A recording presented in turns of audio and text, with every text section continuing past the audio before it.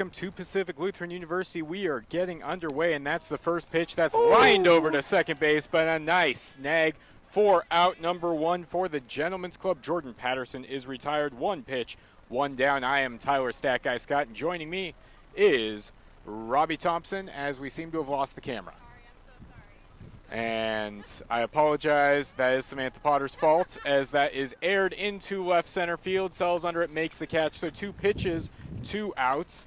And we have video back. All right, Robbie, so quick 2 up, 2 down.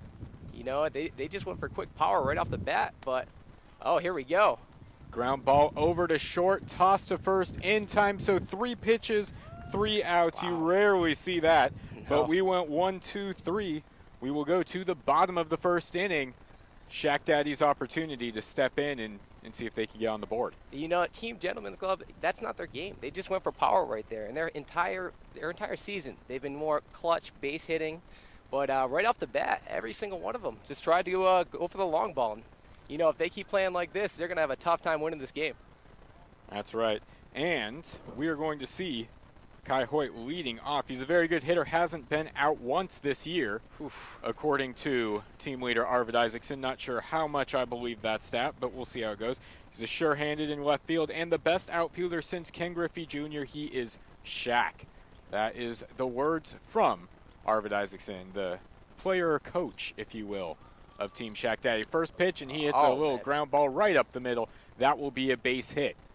So first hit of the day, and Shack Daddy gets the leadoff hitter aboard. And that brings up Shane Gutierrez. He hits the ball like Jacoby Ellsbury and can supposedly bench press 400 pounds. Whew. Covers ground in the outfield like Usain Bolt. I'm not really sure how Usain Bolt would cover ground in the outfield. I don't think he's ever played baseball. And he has an arm like Ichiro. He hits a little 2-hopper over to second base. Toss to second in time for the fielder's choice. Snagged by the shortstop covering the base. Tyler, I think he's going to bench a little bit more than that if he's going to give a little weak ground ball like that, man. 400 pounds isn't enough. That's true. So 1 down, runner at first, and that brings up, here's the tension right here. Caitlin Smith steps to the plate, and we know this is where the team in the field is upset right here. They believe she should be on their team, and she's going to pop that right up there, and you wonder if the pressure's getting to her, Robbie.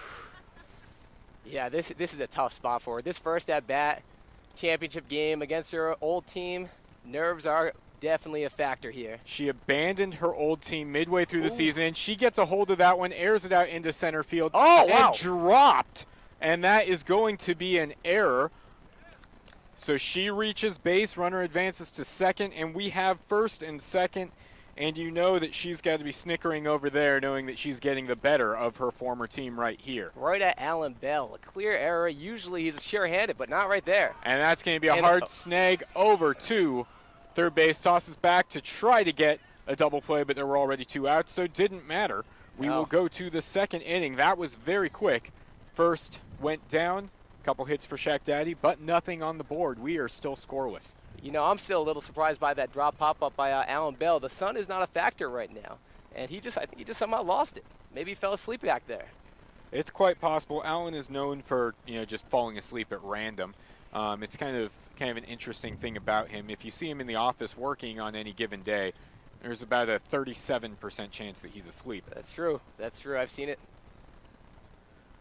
All right, and we are going to have Court Knobloch lead off for the Gentlemen's Club.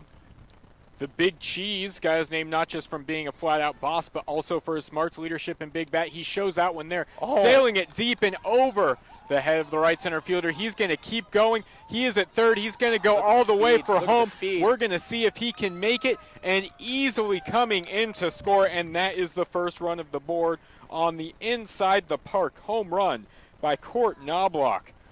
You know, I think the wind played a big factor in that one. It looked like it was just going right to that right center fielder, and he got a bad read on it. The wind took it a little bit. And that pitch inside, but Johnny drills it into left field. Hangs in the air long enough, though, and the catch is made. So that is out number 1. And that brings up Bethany, Texas, Houston. You'd think her nickname should come after her last name, Bethany Houston, Texas, but that's not how it's written in here. She's going to hit a slow roller over to third, but that is foul. Apparently, Arvid Isaacson is scared of foul balls as he hopped over it. You know, he just can't play big games, you know. That He's was great the in the question. regular season. Gold Glover all year, just a stud over at third base, but went 1 for 6 in the semifinal with a couple errors. And that's going to be popped up just lightly over to second base. The catch is made, and that is out number 2. It's just so surprising for Arvid to talk so much and produce so little. Now, Alan Taco Bell steps to the plate. Let's see if he can make up for that terrible error in the other inning. And he's going to hit a little two-hopper right over to Isaacson. Right after you were talking some smack about Arvid, he makes a beautiful play, fields it cleanly, tosses to first for the out. So 1 run on the big hit by Court Knobloch, the home run. But we will go to the bottom of the second inning. Oh, look who's up right now. We've got Gentlemen's Club leading 1-0. Now Lucas Santra steps to the plate. He is the big hitter. He's got an NFL body and can hit for power. Hit a softball 400 feet before, you know, when he played against our team, I think he might have hit it further than 500 feet. Man, those windows up there, better watch out. He's also a stud on the football field at tight end. It's going to be a big part of the offense, and he did not like that pitch, but you know what? The umpire calls it strike 1. Pitch number 2, and he's going to get a little chopper butt foul down the third baseline, and strike 2 now, and Santra could strike out right here. The first batter to get to 2 strikes. This guy's still a threat no matter what, down 0-2. You know he's still thinking yard right here. Now the pitch, Oh, and there he it is. drills that deep into left field. That is sailing over the track, Wow. over into the bushes for a home run. So 2 home runs now, a home run for the leadoff hitter of each team in the second inning. That one leaves the park. Lucas Santra comes around to score, and we are all tied up at 1-1. I mean, I think next year, I mean, we got to put up a bigger fence. We got to put up a fence out there. There's no way we can stop it. And now slamming Sammy Benner steps to the plate. She's a sure-handed right fielder who can clean up at the dish. Oh, excuse me. No, we're going to have a different hitter. It looks like our order is switched around a little bit. Commissioner should call an out on that. That's how the rules typically go. That is actually going to be Hannah, who I have no notes on. You know, from the looks of it, I mean, she's got the soccer cleats on. It looks like she could be playing the wrong sport right now. 2 strikes, and she swings, and that's going to be a little roller over to second, up with the ball, and toss to first for out number 1. And that should bring up Connor. Now I'm going to be hesitant on whether or not these people are actually who they say they are. You know, that's a Connor, we also have no info for, but he drills that one and just barely stays fair. That will be the second home run of the inning, and it is 2-0 Shaq Daddy. We knew when they came into this game that they had the power stroke, and the question was if Gentlemen's Club would be able to keep them in the yard, which is kind of a stupid question considering you pitched to your own team, Robbie. Tyler, that actually went out so fast, I almost missed it, man. The ball traveled so quick on that. That is pure power. And that one's going to be popped up, and it's going to drop in. And are they going to call that foul, or are they going to call it a base hit? They're going to call it foul. I think that's the right call. Bryce Miller steps up. He looks like he could crush a ball, and that one went about 6 feet in front of home plate, Robbie. Yeah, that's a tough one. You know, he had a tough game in the last series as well, too, man. His nickname, the Big Awkward. Pitch number 2, and that's going to make it through the hole on the left side, out into left field for a base hit. That's just great placement on there. Wasn't going for the home run, switched it up a little bit, and found the hole in the infield. And now we're going to see slamming Sammy Benner, wearing the Australia shirt, as she's going to hit it almost to the exact same place, but that one's going to be booted by the shortstop. That will go down as an E6.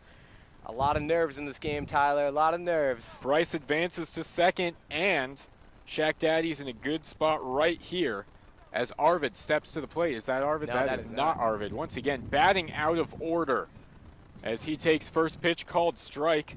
Jordan Patterson. That is. Yes, I have it listed backwards. As Jordan He steps in and drills it deep, but a nice running catch in right center field. That's the Allen Bell of all season right there. And so Jordan makes the out, 2 down now. And now Arvid will step to the plate. Is he batting 9 in the order right now? Wow, after last game, he put himself all the way He down. is actually batting 11 in the order right now. First pitch, and he's going to hit that one high into shallow left field. Sells under it and makes the catch, so that will retire the side. Couple runners left on, but Shack Daddy comes up with 2 big hits, and they take a 2-1 lead. And I need to update our scoreboard because it definitely shows the wrong score. Now it is correct, 2-1.